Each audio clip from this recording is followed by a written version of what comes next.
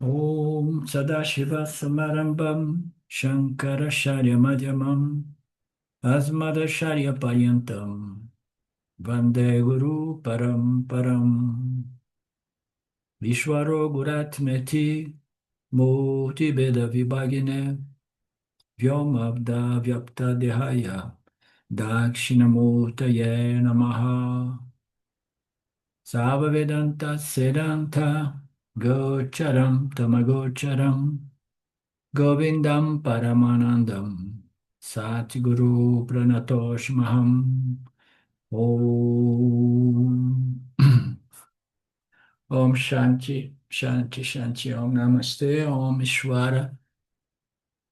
uh, Gita, ninth chapter. We have seen the previous verse, uh, which was addressing something about emotional mind, because it says, or Arjuna, even people with a more sentimental, emotional personality, or even uh, sudras, and the the merchants, the labor people, and those people with less favorable births. And then they use the concept of a woman, the one who has the emotional center most developed in the mind. So even those who have sinful births, still they can attain the supreme goal of life by moving towards me, taking refuge, trusting, coming, you know, into beginning this process of making effort to understand the nature of God as the laws and principles, the structure, the Dharma field. So God is mostly, precisely, clearly represented by the laws and principles, the karmic laws, that structure this apparent order of reality in which we appear as well, and in which we transact as the apparent jiva. So we need to understand the law, God's nature as laws and principles. We call it generalized intelligence, the super intelligent, the supreme intelligence, the omniscience and omnipotent, omnipresence, all of that just says, if you understand God as its laws and principles, and if you understand the importance of conforming to God's principles and laws, so you're going to pacify your mind and live a life which is going to be conducive to development of the qualifications necessary for self-inquiry and self-knowledge. So even if you are born in a family of atheists, or fundamentally bad people, and so on, there is always something we can do. We have seen last class some nice analogies, or the previous class. It doesn't matter where you are in your condition today, but you need to be moving in the right direction, the direction of trying to understand the Dharma, the laws of God, the nature of God. And we're talking first as Saguna God. So, and you should never make a mistake to withdraw from that direction. Sometimes people take the direction and then they find, it's taking too long. Let me try this other direction. And it's okay. There are a lot of misleading errors, misleading error. But sometimes people may go really upside, totally on the opposite direction, and that sometimes is referred to as a wasteful opportunity, because you were born in a human mind, in a human body, and then you had good karmic condition, you had association with these scriptures, and then in spite of that, you moved along for a bit, and then you just gave up, and you took a different lead. Leading arrow is a very nice concept, Vedantic concept, leading errors. So the second example of the women, we have seen all of that in the previous class. So for anybody like Mark, so go back to our previous class. And there was a lot of beautiful insights here. And a person who is moved mostly emotionally, okay? Emotions, they produce emotions. They produce disturbance. Why? Because human emotions is always around the concept I like, I love, I want, or I don't like, I hate, and I want to avoid. I want to move, reject.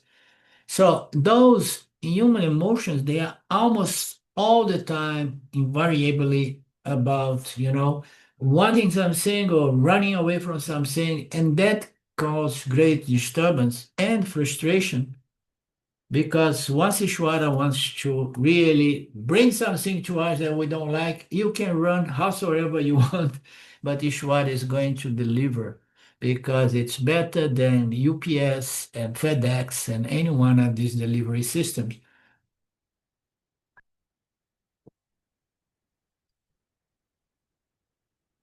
Running, try to get what you love, what you want, and run to avoid what you don't want is a waste of time. And therefore, these human emotions, they compromise our intellect, our Viveka Shakti. So, and the same way, some people, they are very intellectual. You see, Ramji used to talk about a very, very, sometimes he used to put geometrically balanced subtle body, meaning to say that there is a certain equilibrium between these centers, which are functions within the mind, so you have your emotions, but the emotions, they are just, you know, they are just moderate, they are just, balanced. You need an emotion. Some people, not to feel much life or emotion sometimes, they suppress it. Suppression is never the solution. And but we born the way we born with the configuration of Ishvara brings us back here. And then we have to find a way to, Swami Paramarthananda says, to integrate the mind. All these functions of the mind, they need to be integrated. The balance between all those functions, you should never be over emotional, over intellectual, or over fixate with your ego, it's your ultimate self-image and this and that. So a balance between the emotional body and the intellectual body, so to speak, is absolutely necessary. And if someone is extremely, extremely, extremely emotional, it's a huge disadvantage. And you don't need to be a woman. So people who is only moved by what I want and what I don't want is a child, and it's going to experience mental, emotional and then mental and intellectual disturbance, which is going to obscure one's Viveka Shakti. So the woman is an example here because women, a lot of the time, they are over emotional, but not every woman, as you said, Lynn. There are exceptions. There are men that they have that problem more accentuated than most women. Okay, and my Swami, I like to say that people who are overly intellectual is also a problem. Why? Because if you don't have emotion, emotion is the energy that moves us. You understand? It's what differentiates us from these AI robots and machines that are coming. We have emotions, and these emotions, they move us, not just a mere mental program, but emotions. And we need emotions just these worldly emotions, mundane emotions based on likes and dislikes, so that we can purify those emotions to produce what? Devotion. You understand? Devotion is a very, very finest possible emotion. And people who are extremely, extremely intellectual, and even though Yana, Atmajnana comes through an intellectual process, it happens within the scope of the intellect. It's a different kind of knowledge, but you need the intellect. Although it is in the intellect, so this the person who does not have a proper balance between the intellect and the emotional center, the mental center, it means what? He does not have the emotion to be converted in devotion, so that this self-knowledge can fructify as moksha. Otherwise, it more often than not, it fructifies as academic self-knowledge. You understand? You need devotion so that the soul is purified in the light of the rational of Vedanta and the devotional aspect of Vedanta, which is worship, love, reverence, gratitude to the opportunity of experience the miracle of life.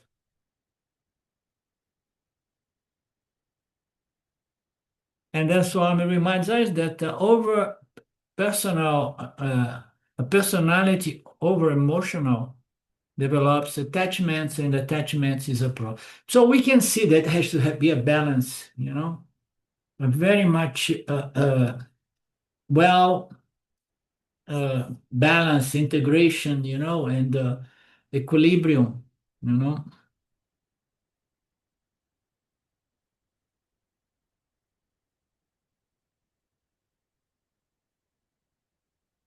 I beyond all this Sangha, because Sangha means bondage, that beautiful verse that Lynn has sent to us is so beautiful. I want to translate it to the Portuguese language and post it on my Facebook in Portuguese. So I'm beyond association. Nothing sticks to me in that sense. An emotional mind clings to associations, to seeing people, things, and so on. Therefore, such an emotional mind, even if it renounces the word association with things of the world, it will hold on to Guru. So I mentioned to you this thing about association. We go for association. We go for association with the scriptures on Saguna Ishwara. We go to association with the gurus exposing that knowledge in regard to karma, dharma, upasana. We go for association even with the Lord once we have a finer and finer, even in the beginning stage, I associate with my deity and so on. So if the person, even if he renounces that kind of worldly association, we can associate with scriptures, guru, and the sangha. It's a good association to begin with. Satsanga, guru, and the scriptures. And you're gonna take the sangha, the scripture, the guru, as a source of relative security you can lean upon. I'm saying that because ultimately you have to be free from all of that. No association when you really understand that what you want is to understand your nature as Sangha. Free consciousness existence, Brahman is free of any possible association and contact. So, but before we get there, it is okay to lean on the Guru, Scripture, Sangha, and Ishwara. Okay? But then he says, and to be too much attached to the Guru is dangerous It's a problem for the guru, he says plain. The guru is going to be big problem. Huh? So it's a joke. But there are associations that needs to be kept and developed until you can leave them behind.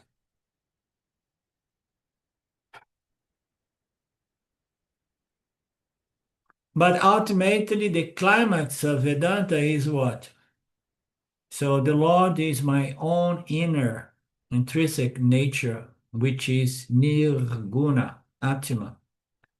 And it has no attributes, no qualities. There is nothing I can hold on to as God, okay? Because it's just consciousness free from the superimposition of the goodness.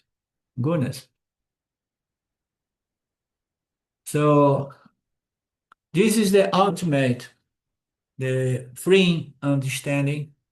And Vedanta becomes a problem for the person who has difficult to understand that, and for the people who are too used to be associated to even worldly things, not to say, even with Guru, scriptures, and Ishwara, not to say association and attachment to worldly things.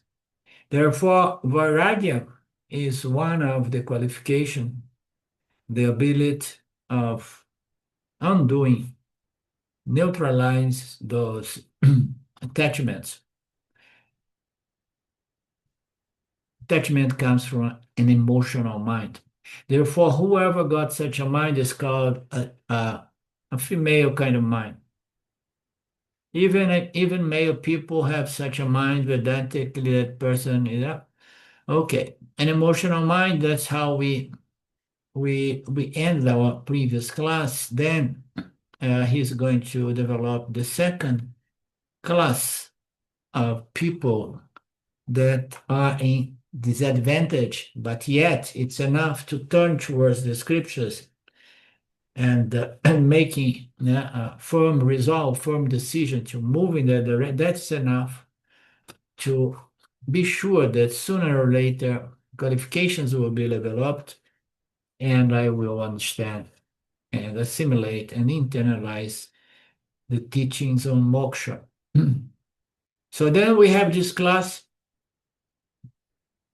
So these commercial people, the business people, the entrepreneurs, and so on, they have a lot of Rajoguna. They are the millionaires and even more the billionaires of today. There is one guy they say that is going to be the first trillionaire coming soon, and it's not Elon Musk. It's somebody that is a little bit more in the shade. So, but it's out there. He's known. So you need to have lots of Rajoguna, being an outgoing person. You want to earn, want to acquire, want to accomplish. And these people who are so rich, usually they don't observe Dharma. Therefore, they are not even devotees of the Lord. So they have a business-oriented mind. Business means what? All I care is profit. So we live in a profit-oriented society. All other values, ethic, moral, religious, and spiritual values are overwritten by their value for power and position and billions of dollars and so on. So even if it comes to religion, the person may still be a business person. He's going to be involved to take some commercial benefit or something like that. So even some Brahmana by birth, somebody who is a Brahmana by birth, sometimes they are not really religious. They are religious, but they are business people. They come from the vaisya guna.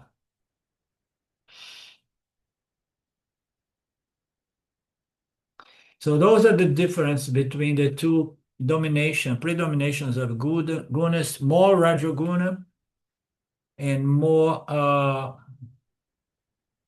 So the emotional person, I don't know. The Rajasic person, the emotional person, he does not make any link to dominance of any guna. No? The emotional person somehow he did mention it. I don't think so.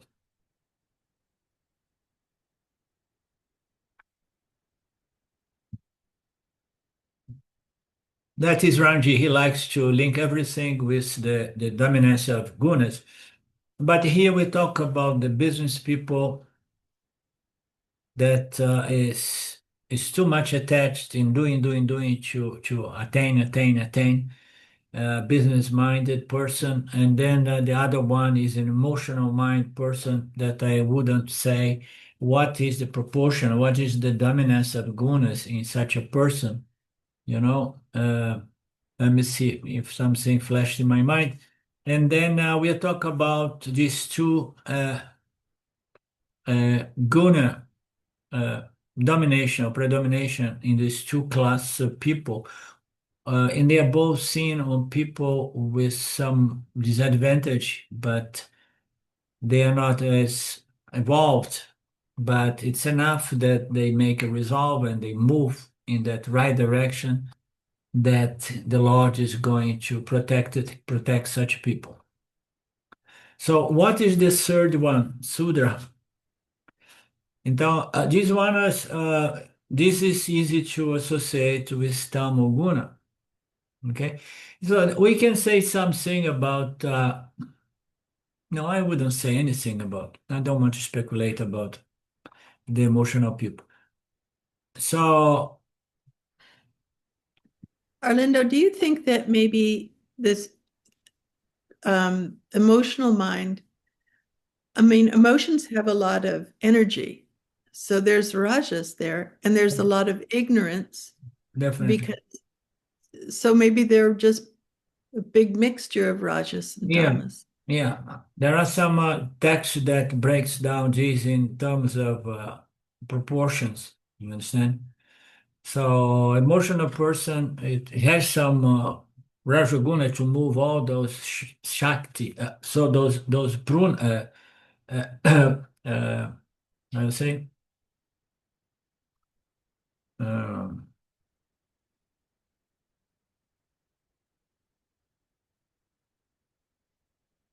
the vital air, the pranamaya. So they have a lot of pranas, moving those emotions, and pranas require they move because they have certain amount of rajas, but then they may have some also a large proportion of tamoguna obscuring the intellect and smaller amount of sattvaguna. So it's all about configurations or proportions, yeah, in that sense, yeah. Very good. So the third one, and we see when we divide the class, the four classes now in the structure of the Vedic society. The Brahmanas, they have more sattva guna and some Rajoguna, and then the force, the police force that implements the law and the order. They have more Rajoguna, but they have some Sattva guna so that they can understand the laws and the reason to protect the laws. And then we have a different class, which is the business people. So the business people have a lot of Rajoguna, and they have also Sattva guna, because to be an entrepreneur, you have to have good sattva guna as well, sattva guna, rajoguna, and tamaguna is not missing to these people, the business people, especially the highly successful. And then we have the inferior, so quote unquote, to say the people who is predominantly more tamasic. They have some little bit of sattva, of course, and a little bit of Rajaguna. Yeah. But because they have a lot of tamas, they are good only to do a simple, repetitive kind of labor. Yeah. So, but this third one, the sudras, they are tamoguna pradana. Yeah. So predominance is tamaguna. And they are given to what? Indolence, procrastination, laziness,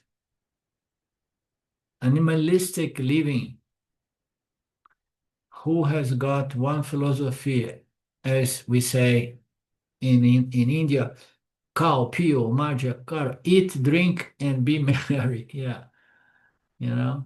So tamasic mind, very close to an animal mind. This is a good insight.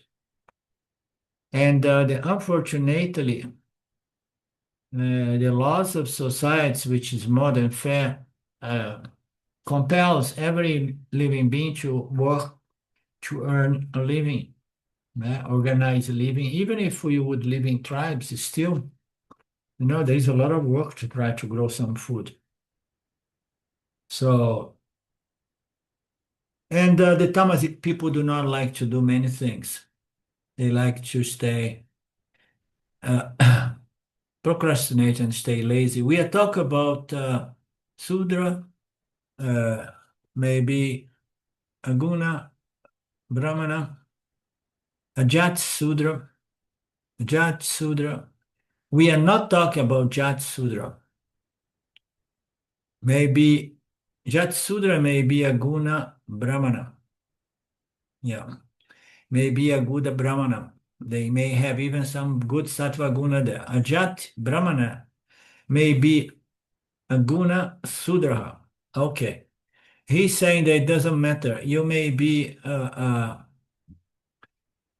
labor person and you may have a good amount of Brahmana guna. Brahmana guna is Sattva guna.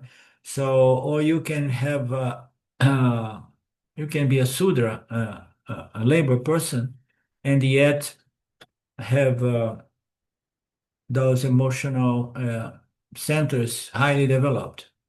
Is that what he's saying? No. A Jati Brahmana may be a guna. Yeah, you can have can be a Brahmana with some Sattva guna, but still have a lot of tama conditioned your mind, something like that. So these proportions of guna, they are indicative. They don't mean much in respect to, when the Shine World present that the three energies and all those fashionable talks of managing the gunas and change. Oh no, I need to pick up this guna. I found that so irrelevant that I did not even read the entire book because ultimately, we understand we need to find a balance in our life. These three energies are operating all the time. We experience them every day or every week. We go to periods that we are a little bit more flat. Sometimes we are very sharp here. Sometimes we need to do physical work. And then we need to develop a balance. And our goal here is to remove self-ignorance by the means of self-knowledge. And then naturally, organically, these three gunas organize themselves that you have a properly balanced and integrated personality.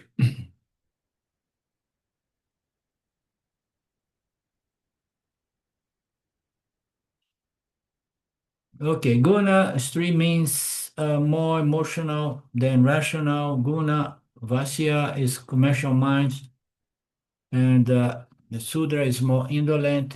Okay, we understood those concepts. We know all about that. And we experience those different proportions of the gunas operating in our mind from time to time. And what is relevant about that is, sometimes we say, oh, I'm so tamasic. No, no, I went to visit someone these days, say, no, I'm very tamasic. And I say, so do something. Go to the gym, do some more. You have to break that. Don't get too stuck in that. You understand? Move your energy. So produce Rajaguna because from Tamaguna, the scriptures say we cannot convert Tamaguna into Sattvaguna. Deliberately trying to. This is manipulation of the gunas in terms of doing some things that conducive to increasing or decrease certain gunas. So we do something. We convert some tamaguna into rajoguna. Only then some of that rajoguna can be converted into sattva guna. Yeah? So I have given the details. This was elaborated in the fourth chapter. We do not want to get into these discussions now. I hope you are satisfied with this short explanation. Nothing against any lady. We love ladies. And nowadays, even to say a lady is a lady, you're discriminating against people who are not sure about what they are. Okay. Who is disadvantaged? The lady or somebody who has decided to have a different kind of, you know, how you say? I forgot, general. Krishna says even this is disadvantaged people, if you really move towards God, uh, the guna nature is going to improve, find balance, and then they are going to become very nicely integrated and balanced personality, meaning to say all those centers are going to be in their proper place.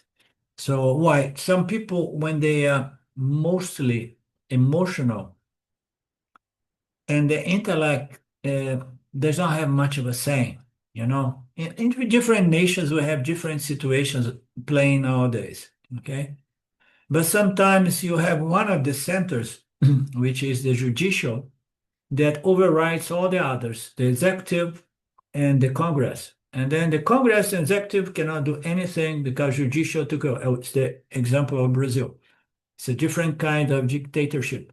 But sometimes appears an orange man in the as the executive, and then ones go and takes all decisions, and then the Congress and judicial somehow shrinks, you know. So the same thing with these gunas. Some people they are so emotional, and then the intellect is like, oh, I'm here. I should make these decisions. I am the Supreme Court of the United States, this and that. The Congress is there, oh, I'm here.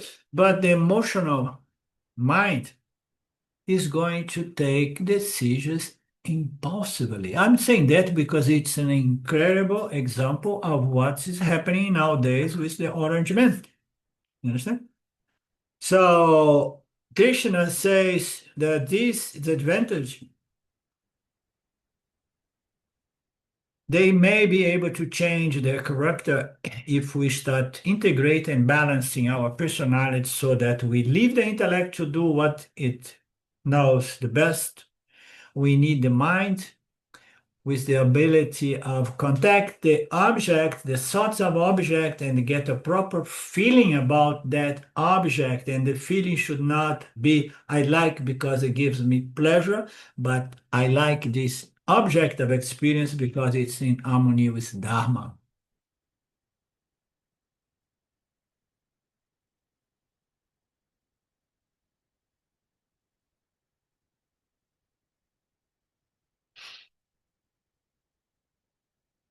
Same way, people who are over intellectuals, if it's missing somehow this purified emotion, which is love, appreciation, empathy, everything, all those emotions, they relate to a purified personality who has converted human emotion into appreciation to God, devotion. And then if how are you going to develop it is about compassion, empathy. You have to understand the nature of God, its laws and principles, and say, okay, I don't want anybody suffering so much. I'm not going to bomb all these people because I wouldn't like to be bombed myself. You understand? The person develops empathy and this by associating with God and understanding these general laws, these dharmic laws, among all, the most important is uh, no injury, ahimsa. I don't do anything to anybody. If I hurt someone, I feel the hurt of the other person. This is only possible if we develop a very, very close, intimate association with God as its structure of laws and principles. That is going to purify. If we harmonize with Dharma, our mind is going to purify. We're going to develop these beautiful virtues, this beautiful character. Do you agree, Lynn? Yes, and Orlando, I can't tell you how much your teaching has changed my approach, because I used to be heavily intellectual, and I've taken up the devotional aspect that partners with that now, and it really has been fulfilling. It's wonderful, and I appreciate it so much. Thank Very you. nice. I appreciation. Appreciation. Only one thing. This is not my teaching. Is above all the teaching of my guru. So I'm I know. Paramatmananda. The teachings of our sampradaya. I know. It's just association with that through Yeah. you. Thank you.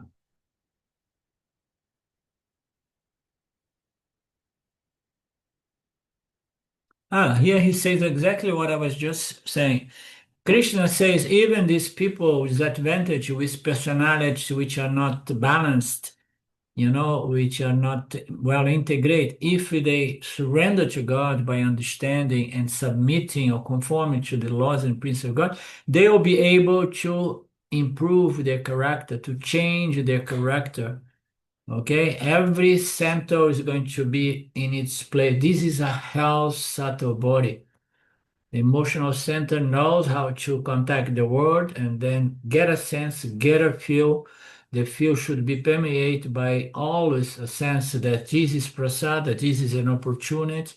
And then from there, I present my my actions and my response, and then I do that, but I'm always allowing my Viveka Shakti to say, what is the most appropriate response right now? Leave outside your emotional reactions, your emotional decisions, and let the intellect do it. This is the ideal situation. Okay, so I make mistakes sometimes by reacting a little bit emotionally, but I try to stop any one of such a moment and just allow things to settle and to present a balanced response, leaving it to my supreme intellect,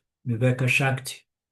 I do not know whether I told. A lady said, "Should I be detached from my son to get no moksha?" And then Swami said to the person, "If I have to be detached from my son, I do not want moksha," the lady continues saying. So Swamiji says, a lady told me I should be, because if I need to be detached to my son, I don't want moksha. I would be better detached from what? From guru, scriptures, and moksha. So it's a different twist for the same joke that's one place. If I have to renounce something, I'm going to renounce this Vedantic process, but I'm not going to renounce my attachments to life. Okay? It's like the person who is trying to stop smoking cigarette, and then he found a book, a very inspiring book, how to stop smoking cigarette, how to detach from cigarettes, and so how to renounce that addiction, And then he says, "Oh, I read that book 5 times. I participate some groups, and I now finally I renounced it." And then the counselor say, "Oh, great! Did you renounce?" "Yes, I renounced the book." I left it behind. I will never touch it again. That's the joke that Swami G likes to present sometime. Here.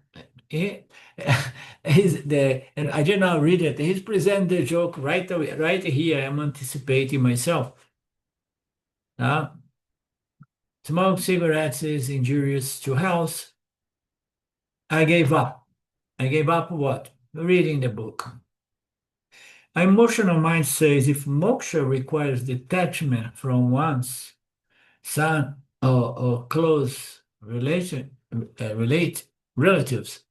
dear ones, I will detach from Vedanta. I move away from Vedanta. I'm going to go to a school to erase all these Vedantic notions around freedom because I want to be fully, a full samsara, fully attached like any 100% samsari.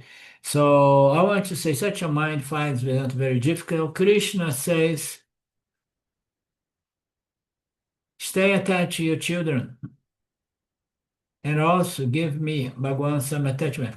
So it's very difficult to detach completely from children. Humanly speaking, it's very difficult. Did you have children? It's difficult to be totally unconcerned to your children. And says, okay, oh, they are all Ishvara's children, it's all karma, so be it, and blah, blah, blah, blah, blah, blah. You can have a profound understanding that minimize those attachments, okay, and concerns. So, but even if you have an attachment to your children, a very strong attachment, so start developing also an attachment to scriptures on Bhagwan, on God. Sooner or later, that will take away from all worldly attachment. Okay. So the thing with attachment is, let's use the word concern instead of attachment. So a mother and a father, especially when the children are at certain age, they have a certain concern to the children. Understand? But the key is always, so the concern to the mother towards the child when the child is a babe, it's a very, very justifiable, genuine concern. Okay?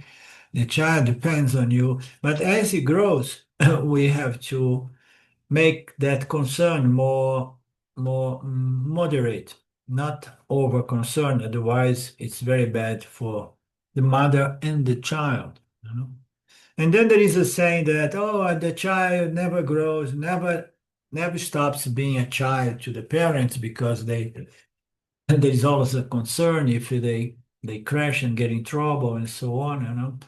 So no attachment, no concern is something that can be greatly, greatly, greatly minimized by self-inquiry and self-knowledge, or even by Ishvara, Saguna Ishvara knowledge as well. So, what is the essence of this verse? Bhakti will help the advantaged people, but it's also going to help as well disadvantaged or handicapped people. That's the concept. It's turn to God wherever you are, and don't be concerned if there are some people, quote unquote, ahead of you, or behind you. I am here. That's my direction, and I don't need to diverge from this direction. I don't try to go here and there, find shortcuts. There is no such shortcuts as far as spiritual elevation. Then what to talk of the virtuous Brahmins and devout royal sages, having come to me in permanent joyless world, having come to this impermanent joyless world, they have to worship me as well. What to talk of the virtuous Brahmins and devout royal sage. What is the meaning of devout? Devout is devotional. Devout royal sage, having come to this impermanent birth, of joyless birth, he's being extreme, they worship me as well. So they have such a feeling of positive indifference, vairagya, towards object of experience in this world that gives a certain satisfaction and joy. But having understood everything in terms of the system Ishvara and the way the joy and peace, the fleeting joys and happinesses here and there, they are not coming from any object of desire, but they're coming for a certain configuration in my own mind. You want to say something? Having come to this, and then for those people, they say, no, there is no joy in this world of objects of experience. That is the base of the teaching. The joy is not in the object that Ramji used to present again and again. It's a very basic teaching and very important to be really, really internalized and kept as a doubtless understanding at all times, because my experience was that people know that there is no joy in anything of this world inherently. People who really understood the rational, that the joy comes from a certain state of mind, which means the configurations of the gunas. And then I'm feeling an inner joy, an inner peace, which pass all understanding, because it's not linked to the object of my parabada. So they understood that any joy is the fact and it is fleeting, meaning to say impermanent. They worship me. They are very, very high elevate royal sage, devotees of the Lord, the virtual Brahmins as well. They have a huge advantage. So they are all at my feet, and they are not at my feet by chance. So they are developed because they have been at my feet. Now that I'm highly developed, I don't need to be at the feet of the Lord. No, it's the other way around. The more you grow, more you become a higher devotee of the Lord. If guna, sudras, and guna, vaisya can attain liberation, what about these brahmanas? He did not mention that verse, the kshatriyas, the warriors, the soldiers, the army, the the people who are there to protect the dharma structure. It's very significant because gods in India, they mostly, and all of them, all of these deities have a certain weapon in their hand, Have you noticed that? So they have a certain weapon. The weapon is an indication. It's a symbol that they are here to protect Dharma, not that they are going to about killing people, because this is a weapon necessary sometimes to destroy the sudras, the ones that are destroying the structure of the Dharma. So what to talk about Guna, Brahmana, and Guna Kshatriyas who have got advantage from birth? The Kshatriyas, that they are above in that concept to the business commercial entrepreneurs class. What's the definition of these two classes, from the standpoint of the gunas? Do you remember? We have seen it in the past in the fourth chapter. So guna, Brahmana is sattva guna predominance. By birth, he is spiritually oriented, and there is no craving for what society offers us in terms of securities and pleasures and properties and assets and accumulation of money. So these people are guna brahmana because of his previous birth. So it's nothing happens by accident. They have this predominance of punya due to efforts in previous births. And those kshatriyas, the warriors, the, the soldiers, the officials, the generals, they have a lot of rajasic as well. They have a lot of energy because they have to be extrovert by nature. But there is difference between guna, uh, between this class, kshatriyas, and vaisya. The vaisya is already the commercial business people. There is a difference there in terms of proportions of the gunas. What is the difference? Guna kshatriya is selfless active. As a principle, they are there because they want to serve the Lord by protecting the structure of society, the Dharma. Okay, so they are there, and you see that in theory, if we would have to fight a real, fair, uninvited war. So not just a war for geopolitical or financial reasons. So if there would be still in our civilization nowadays a war that could be, this is absolutely necessary war. No? So the soldiers are meant to go there, even give their lives for a higher goal. And what is the goal? It's just to protect the Dharma structure of society, without which societies collapse. So it's very selfless position for those soldiers. And the business people is different.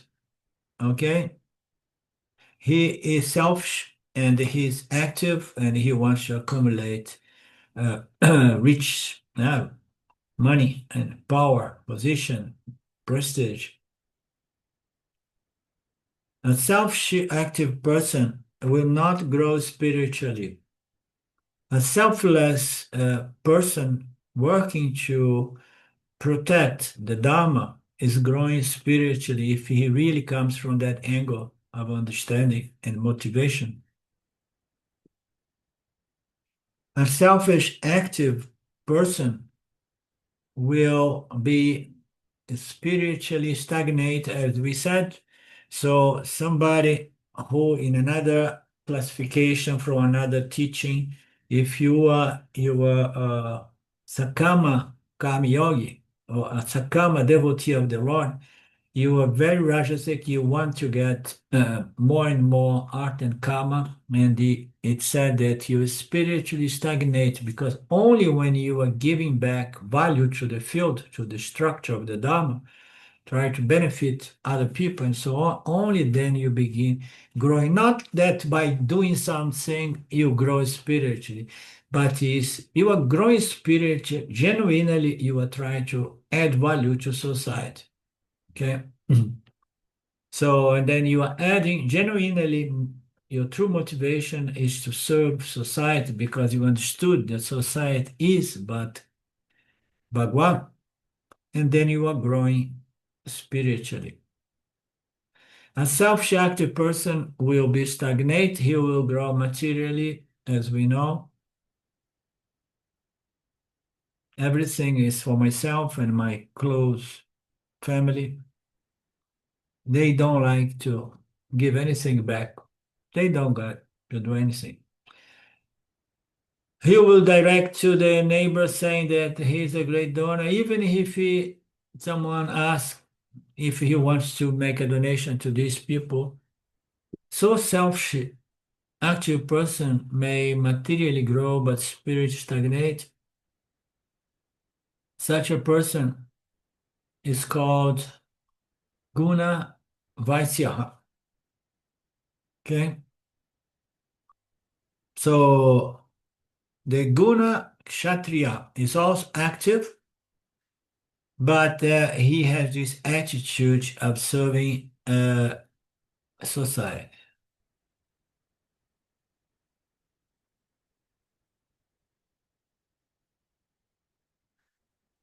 Nope. Wait a minute.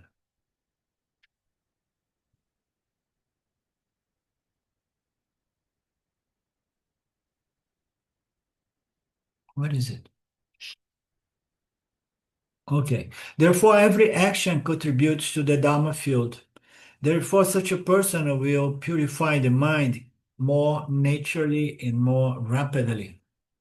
And the life of such a person is definitely an example of karma yoga, okay? Giving, offering something back to the world.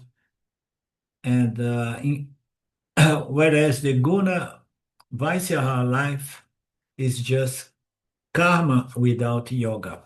Né? It's just a karmi, karmi, that one who does things. And some of these karmis, they do things in observance of Dharma. Therefore, sometimes it's said to be, it's still a very, very rudimentary kind of karma yoga because at least it's observing Dharma. Okay, but he is saying like karma yoga is when you are really adding value to the Dharma field. And if you just do things for your own value or pleasure or result, you are karma yoga, but a yogi, but there is not much yoga in that except the observance of Dharma. But here it says that you are karmi, period. And the soldiers, the kshatriyas, life is more of the one that gives something back to society, karma yoga. Therefore, sooner or later, he will develop more sattva guna and become an inquirer.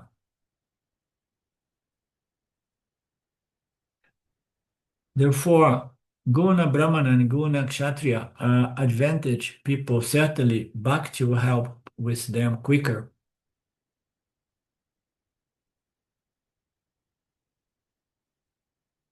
Therefore, Krishna asked the question, if the disadvantaged people themselves will get benefit, what to talk of the advantaged people? That is what it says in this verse.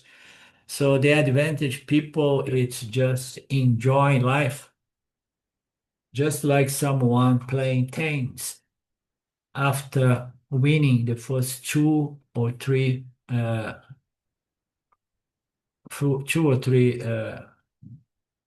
phase of the game, stage of the game.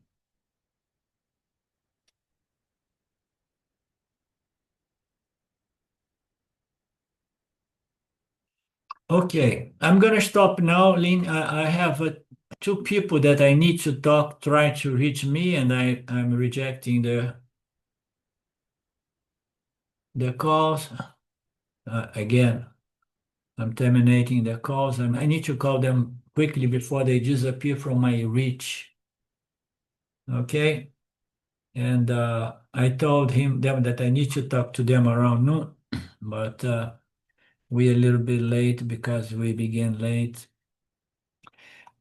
Okay, Lynn, we meet on Monday. Okay.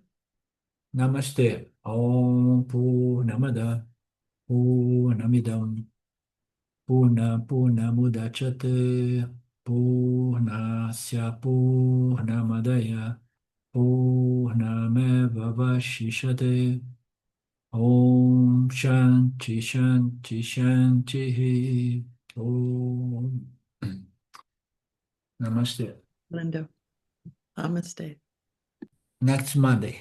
Bye bye.